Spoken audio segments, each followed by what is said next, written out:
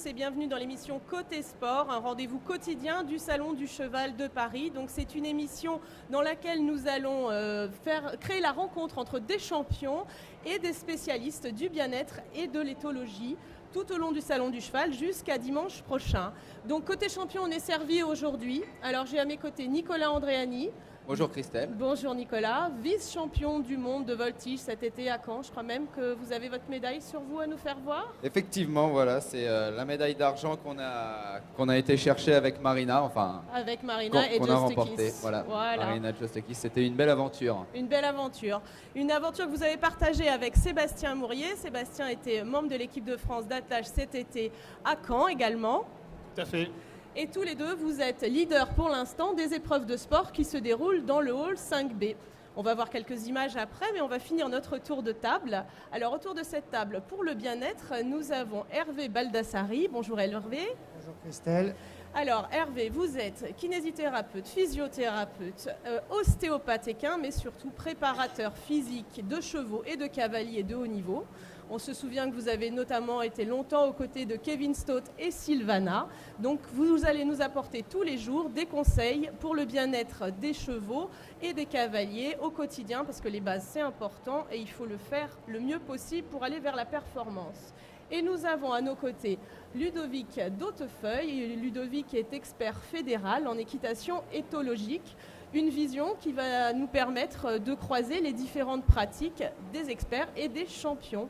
Alors on va commencer tout de suite pour savoir ce qui se passe dans le hall 5B, parce qu'effectivement, si le Salon du Cheval a ouvert ses portes aujourd'hui, depuis hier, la compétition bat son plein. Alors Nicolas, nous avons quelques images que je vais vous inviter à commenter pour savoir ce qu'il s'est passé hier dans le hall 5B. Alors là, vous pouvez voir Johan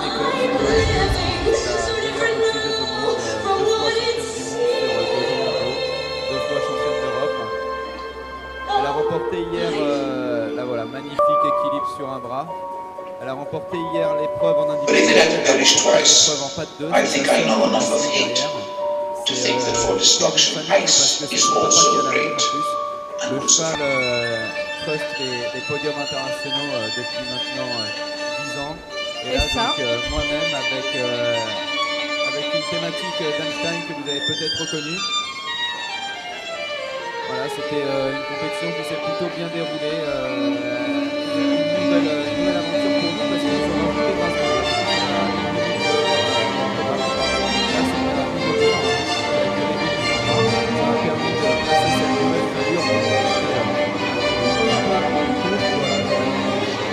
De plus. Et donc on a coupé la sortie, c'est dommage, je vous la ferai sur le plateau. On tient la table. Donc ça c'était une demande en plus de cette modification réglementaire. Vous êtes nombreux à avoir œuvré pour avoir davantage de temps pour dérouler vos histoires, pour que justement il y ait des thématiques. C'est vrai qu'en France, nous on est très attachés à cet aspect artistique. Et avec Jacques notamment. Jacques Ferrari, donc le champion du monde. Champion à Caen. Le voleur de médailles, mais l'ami. Non, on a fait un échange. Et donc, voilà, c'est vrai que là, ils nous ont donné 20 secondes de plus. Ça permet de raconter l'histoire un petit peu mieux. Ça permet au public de s'accrocher un petit peu plus à la discipline. Parce que quand on rentre en piste et qu'on se produit une minute, c'est vrai que le public pouvait être frustré. Donc là, tout le monde est content et puis voilà, ça fait de la belle voltige. Et ça nous permet, nous, si jamais il y a un petit couac, en plus de prendre un petit peu plus le temps. Donc, pour passer les figures. Exactement, pour passer les grosses difficultés qu'on essaye d'enchaîner. D'accord. La voltige, messieurs, c'est une discipline que vous connaissez, sur laquelle vous avez travaillé ? Pas spécialement, mais je suis toujours assez impressionné par le cheval, la constance du cheval, qui reste au galop de manière constante avec le voltigeur au-dessus et surtout avec le public. Donc a priori c'est une approche particulière. Si vous deviez enseigner la voltige, il faut peut-être désensibiliser le cheval, Nicolas. C'est un gros travail de Marina. Voilà, Marina pratique l'éthologie. Qui est également enseignante, comme vous Ludovic, mais qui a même mis le petit Nicolas à 5 ans à cheval. Oui, effectivement. Ça fait 25 ans maintenant qu'on bosse ensemble au Club Hippique de Meaux. Et voilà, il y a une part d'éthologie sur le dressage, notamment du cheval de voltige. Il faut qu'on ait un cheval donc, à 10 mètres de vous qui obéisse aux ordres. et qu'il soit sur un galop très cadencé, sur un cercle vraiment régulier, parce que s'il commence à rentrer sur le cercle, bah vous n'êtes plus en équilibre dessus. Donc c'est vraiment un très lourd travail de Marina, de dressage. Et bien sûr, l'athlète, lui, doit se préparer physiquement, et après la fusion des trois créer de belles choses. Oui, et que le cheval reste connecté donc avec son longeur, c'est ça l'idée? Oui, c'est ça, oui. C'est ça qui est impressionnant et qui demande beaucoup de travail. Ça paraît anodin quand on les voit évoluer, mais peut-être comme en attelage aussi, parce que quand on a les chevaux qui sont à combien, rappelez-moi combien de mètres? Les chevaux sont à 8 mètres Oui. pour les chevaux de tête, donc c'est vrai qu'on perd aussi la proximité qu'on peut avoir. Par contre, perdre la proximité physique du cheval permet de travailler beaucoup plus avec le mental du cheval. Et je pense que c'est ce que vous recherchez aussi, c'est d'avoir un cheval qui comprenne toutes les situations dans lesquelles il va être engagé. Et c'est ce qui permet justement que ça paraisse facile aux yeux Parce que des toi, gens qui découvrent. vous, ça va être à travers vos mains, vous à travers le corps. Ouais, Marina utilise tout son corps, la respiration notamment. Rien qu'un petit souffle, des fois, peut permettre au cheval d'aller plus en avant. C'est un gros travail d'écoute du cheval et d'anticipation. Hervé, vous alliez dire quelque chose tout à l'heure. J'allais dire que je connaissais la voltige, puisque quand j'ai passé mon 2e degré au Moyen-Âge, Au siècle dernier. on avait une épreuve de voltige. D'accord. Voilà, et on faisait ça avec mon frère, on s'est beaucoup amusé, et c'est vrai qu'on avait, nous, des difficultés, parce qu'on ne savait pas du tout. Et le cheval quittait son cercle, c'était un vrai bazar. Et ce qui est remarquable, c'est cette union de 3 choses, c'est-à-dire le longeur, le cavalier et le cheval, alors qu'en général, on est 2, quoi. Il y a le cheval et le cavalier. Et là, ils sont 3, c'est d'autant plus remarquable et difficile à réaliser. Bien souvent, on a l'impression que le longeur est un piqué au milieu et qui fait rien. Quand vous voyez Marina, c'est vrai qu'on a l'impression qu'elle est figée et qu'elle tourne sur elle-même. Mais finalement, pour arriver à cette perfection, plus vous allez voir un longeur qui s'agite, finalement, moins ça sera un longeur de qualité. Précis, en fait. Voilà. C'est la discrétion des aides qui Exactement. est primordiale. Dans toutes les disciplines. Tout à fait. Et je voulais revenir par rapport aux chevaux de voltige qu'il faut qu'ils tiennent sur leur cercle. C'est exactement le même problème qu'on a avec un attelage à 4. À 1 et à 2 aussi, mais sur un attelage à 4. C'est que vous avez les chevaux qui sont à distance de vous et qu'il faut qu'ils tiennent leur courbe. Et on le voit d'autant plus, nous, avec la vitesse qui est mise sur les épreuves indoor, on a des chevaux qui ont tendance à se coucher dans les virages. Et c'est tout le travail de justement arriver à équilibrer ces chevaux-là pour qu'on puisse garder notre trajectoire. C'est, si vous voulez, du travail de dressage avec de la vitesse, donc il faut que les chevaux puissent changer de courbe sans perdre leur équilibre. Et ça, c'est le plus compliqué. Et dès qu'on arrive à voir ce travail-là, c'est comme la longe. Le longeur, on a l'impression qu'il ne fait rien, parce que le cheval sait faire son travail. Parce qu'il y a une unité au niveau des aides et de la précision. Alors justement, sans transition, Sébastien, la voltige était à l'honneur, mais l'attelage était aussi à l'honneur dans le Hall 5B hier. Alors nous avons également des images que je vais vous inviter à commenter de vos coéquipiers. La compétition, allez, hop là!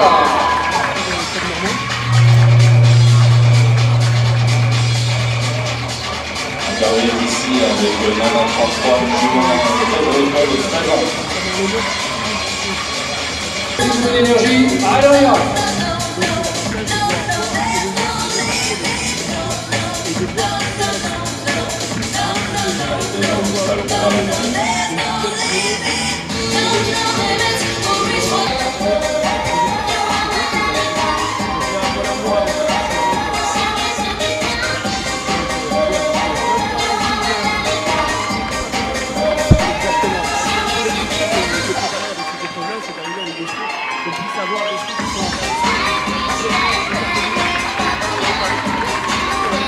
Allez, jusqu'au bout, jusqu'au bout, jusqu'au bout, allez les amis! Qui par la suite. Parce que le franchissement, pour avoir de la précision, il faut avoir des chevaux qui soient tendus sur la main et qui viennent rechercher les informations. D'accord. Et vous les mettez aussi dans l'ambiance par rapport à une ambiance de concours? Exactement, comme là, moi j'ai des jeunes chevaux, j'en ai profité pour avoir un peu plus de temps, j'ai pu arriver plus tôt pour mettre les chevaux un peu à l'épreuve parce qu'il y a le côté compétition où il faut que les chevaux soient dressés, mais aussi tout l'environnement qui est mis en place au départ. Et que les chevaux se trouvent à l'aise, comprennent dans quelle ambiance il faut aller.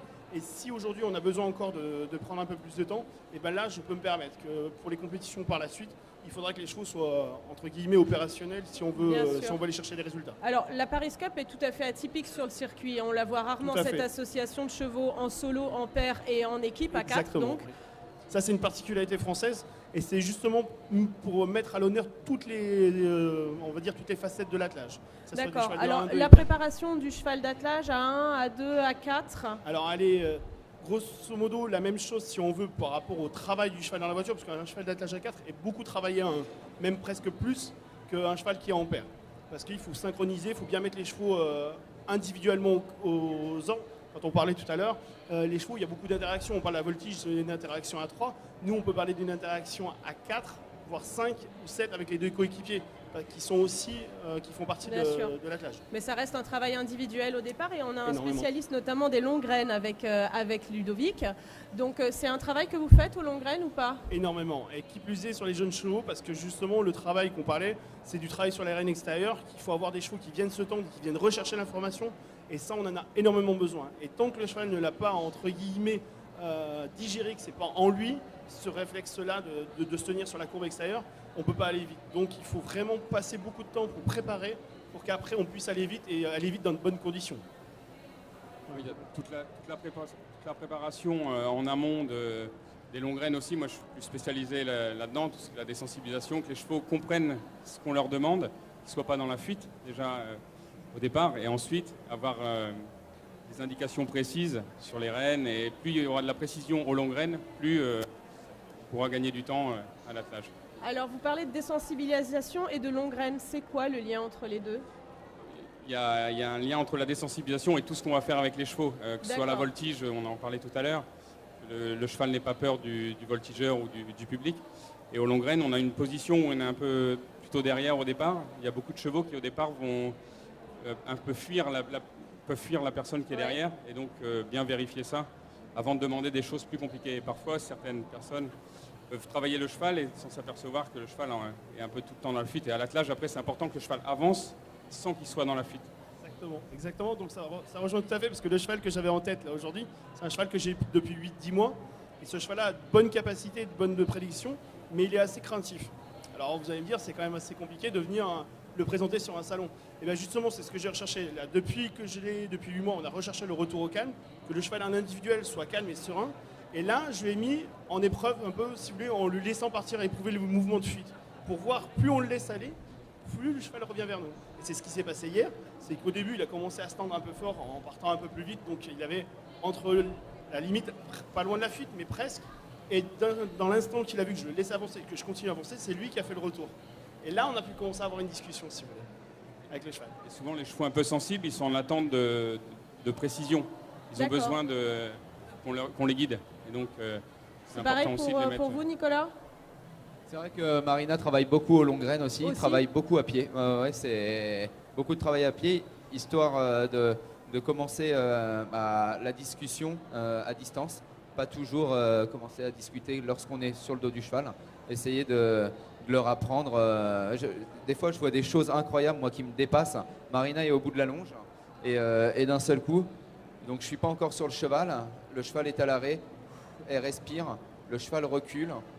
Elle a une autre attitude et d'un seul coup, le cheval part au galop. Et ça, ça En a se été tenant travaillé. et en étant, voilà. C'est incroyable. Hein. C'est l'importance de notre langage corporel à pied. Et même sans le vouloir, sans y travailler, on a une incidence sur le cheval. Et c'est donc important d'avoir la bonne attitude au D'avoir bon la moment. bonne attitude au bon moment. Ça va être l'apport de l'équitation éthologique dans Oui. toutes les disciplines, parce que vous, les longues graines, par exemple, vous en servez pour quoi faire? Pour tout travail des chevaux, je prépare des chevaux, des trotteurs au débourrage, donc je les d'accord. utilise. Mais après, pour tous les chevaux qu'on a au travail, on utilise les longues graines. Parce que ça leur apprend l'action des rênes avant d'être dessus. Et on a un travail de précision, on peut observer le cheval pendant qu'on agit. Oui, Donc il y a d'accord. beaucoup d'avantages. Et musculairement, je pense que ça permet aussi une musculature latérale, surtout dans des disciplines comme la vôtre, Nicolas, où les chevaux travaillent toujours sur le même cercle à la même main, où on arrive à les travailler davantage de manière longitudinale. Ça a l'avantage de symétriser les Voilà, c'est tensions. ça que je voulais dire. Je savais pas le bon mot, je suis désolée. Après, on travaille comme on peut les chevaux, mais effectivement, ça compense le travail. Parce que les chevaux à la longe travaillent toujours à main gauche.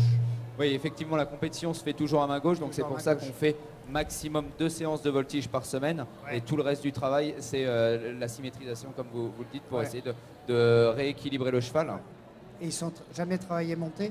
Si, beaucoup de Si. travail sur le plat. C'est Ah ouais, principalement monter. du travail D'accord. de dressage Le et travail à dressage pied. et l'engraine à pied. Voilà, exactement. Travail en main. Et voilà, c'est Marina. En fait, finalement, celui qui va déséquilibrer le cheval, c'est moi. Moi, je vais être amené à faire des atters à cheval, donc à taper au sol d'un côté, de l'autre. Marina, elle, son job, c'est de connaître mon livre par cœur, de savoir qu'à tel moment, je vais sûrement amener le cheval un petit peu vers moi, vers l'extérieur. Donc elle va peut-être essayer de lâcher un petit peu de lest, histoire que la masse du cheval revienne sous moi et que le trio fonctionne le mieux possible. Ouais, c'est incroyable parce que c'est une précision à quelques centimètres en fait. Une précision à quelques centimètres et comme on le disait tout à l'heure, c'est infime, hein, c'est imperceptible pour quelqu'un qui ne connaît pas la discipline. D'accord. Alors justement, cette recherche du détail pour aller vers la performance, pour tendre vers la performance comme nos champions, elle se joue dans tous les moments du cheval, dans tous les moments de la vie du cheval. Et le bien-être du cheval est évidemment un préalable indispensable. Alors au cours de cette semaine et dans cette émission, nous avons Hervé qui va nous guider. Et pour cette première émission, on a été voir avec Hervé comment bien accueillir le cheval au box, quel est le bien-être quotidien dans son environnement et quels sont les conseils d'Hervé, qui est donc spécialiste, sur cette question pour déjà avoir un préalable et des bases précises. Donc on regarde le sujet avec Hervé. L'idéal pour réceptionner un cheval, c'est d'avoir un box très ouvert, très aéré. Au préalablement, ce box a été nettoyé, il a été karchérisé. Ensuite, les parois ont été désinfectées de telle sorte à tuer tous les spores et les germes qui sont, et les bactéries qui sont néfastes à la vie d'un cheval. Maintenant, on sait la nuisance de la poussière. C'est pour ça qu'on a aussi une litière qui ne contient pas de poussière, de telle sorte à avoir un cheval dans un environnement qui se rapproche de son environnement naturel. Pourquoi il boit au sol? Pourquoi il mange au sol? Pourquoi son foin au sol? Le foin, c'est pour qu'éviter que la poussière lui tombe dessus, descende. S'il en reste, elle est au sol. Et parce qu'on va se rapprocher toujours de la physiologie du cheval qui mange naturellement par terre. Les mangeoires, comme la poubelle qui nous sert d'abreuvoir, sont vidées et nettoyées tous les jours. On lui donne du foin 24 heures sur 24. C'est-à-dire que le matin, quand on arrive aux écuries, il doit rester du foin. Ça veut dire que le cheval a pu pendant au moins 16 heures, puisqu'on sait qu'un cheval va manger grosso modo 16 heures par 24 heures. On sait qu'il aura eu sa ration. Il va être calme, il va être tranquille et sa physiologie digestive va être respectée. On ne ferme pas le volet du haut d'un box. L'environnement, l'atmosphère, quand on ouvre la porte d'un box le matin, quand on ouvre les portes, c'est une horreur. C'est une chambre mal ventilée, quand 2 personnes ont dormi dedans, ça sent pas très bon. Un box, c'est encore pire et on sait que c'est néfaste. En général, pourquoi on ferme la porte du haut? Parce que l'hiver, ça gèle.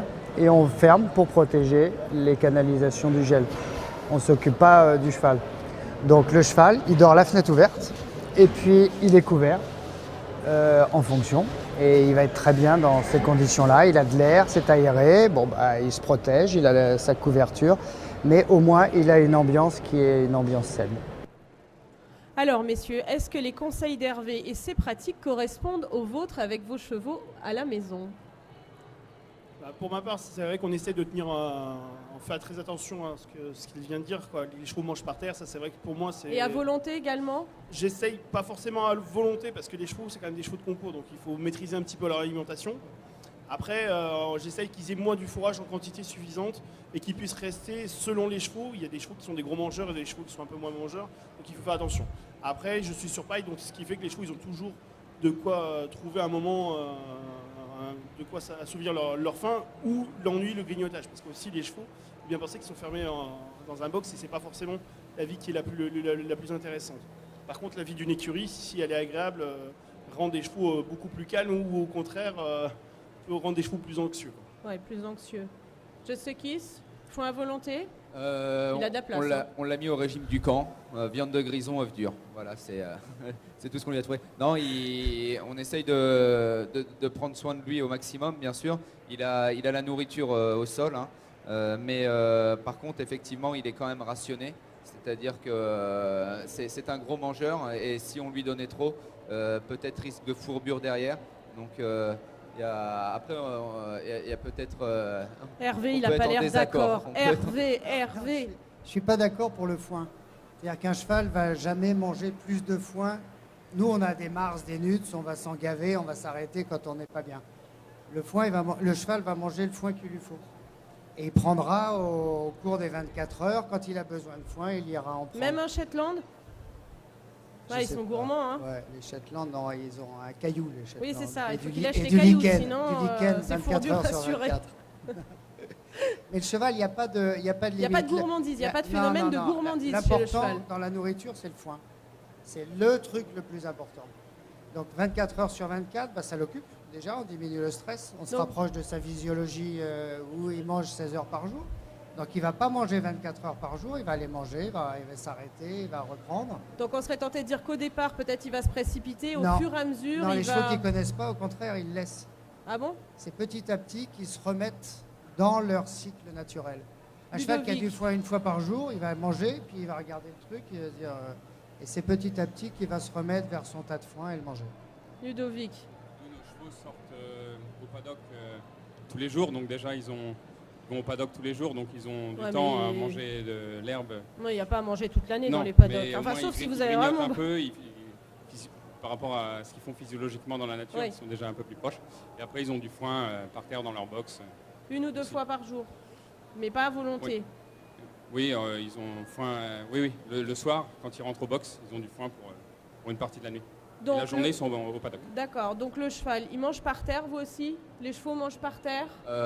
Nous, on a quand même des mangeoires, mais c'est vrai qu'elles sont très basses, elles sont à 80 cm du sol, quelque chose comme ça.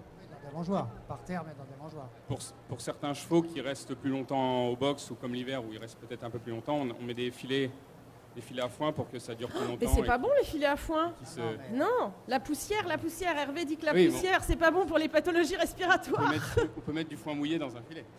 Ah, Ouais, mais foin mouillé. on le fait, On peut ça n'a pas. pas beaucoup d'utilité, le foin mouillé. Mais Non, en les revanche, études ont été faites, on retire pas, on retire rien dans le foin mouillé. En plus, on diminue sa digestibilité. d'accord, mais en revanche, ce qu'on a vu un peu rapidement dans le reportage, ce que vous nous avez fait voir hier, c'est que vous dépoussiérez le foin grâce justement à de la vapeur d'eau. Ouais, on utilise le système Egan, pas pour leur faire de la publicité, mais c'est les premiers qui l'ont fait. Et c'est un produit, un outil extrêmement efficace, puisque ça tuerait, c'est toujours au conditionnel, les 98% des cochonneries se trouvant dans le foin. Ça élimine la poussière, les bactéries et les spores qui sont nuisibles au bien-être et à la santé du cheval. Sans parler de la performance, D'accord. puisque la poussière va venir diminuer les échanges gazeux. Quand on a un cheval de sport. Et Alors, donc, c'est un peu plus de travail, c'est sûr, mais c'est beaucoup. et on a vu également que vous aviez un outil pour décontaminer les box. Donc vous en servez en concours également quand on arrive, on décontamine le on s'en box. sert tout le temps, ouais. On Ouais. décontamine le box On et on décontamine traîne. le box, on peut mettre le cheval immédiatement dedans. Ça protège le cheval pendant 15 jours. 15 D'accord. jours après, on renettoie le box, on carchérise et on remet ce produit-là. Et Vous arrivez à ce niveau de précision dans la préparation, messieurs? Pour ma part, c'est vrai que j'ai jamais vu dans mon club et d'ailleurs dans aucun club des décontaminations de box. Par contre, je trouve ça très, très intéressant parce que lorsque je suis arrivé aux Jeux mondiaux, on est passé derrière le reining, donc dans un box qui avait déjà été pratiqué.